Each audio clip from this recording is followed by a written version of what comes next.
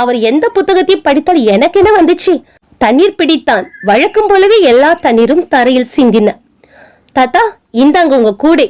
இதில் தண்ணீர் இருக்காதுன்னு உங்களுக்கு தெரியுமா தெரியாதா? எதுக்கு இந்த பாடுபடுத்துறீங்க? அவர் புன்னகையோடு சொல்கிறார், தண்ணீர் இருக்காதுன்னு எனக்கு தெரியும். நீ முதல்ல தண்ணீர் பிடிக்க போகும்போது இதோட உட்புறம் எப்படி இருந்துச்சு?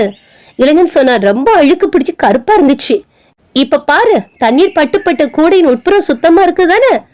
இப்போது பெரியவர் சொல்கிறார், தம்பி, நீ கேட்ட கேள்விக்கு பதில் இதுதான்.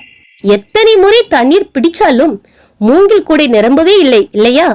ஆனாலும் ஒவ்வொரு முறையும் கூடை சுத்தமாயிடுச்சுல்ல? அது போலத்தான் எத்தனை முறை படிச்சாலும் முழு பைபிளும் மனப்பாடம் ஆயிடும் சொல்ல முடியாது.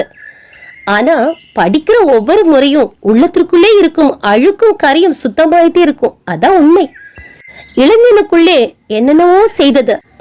தாத்தா, எனக்குள்ளேயும் நிறைய அழுக்கு இருக்குது.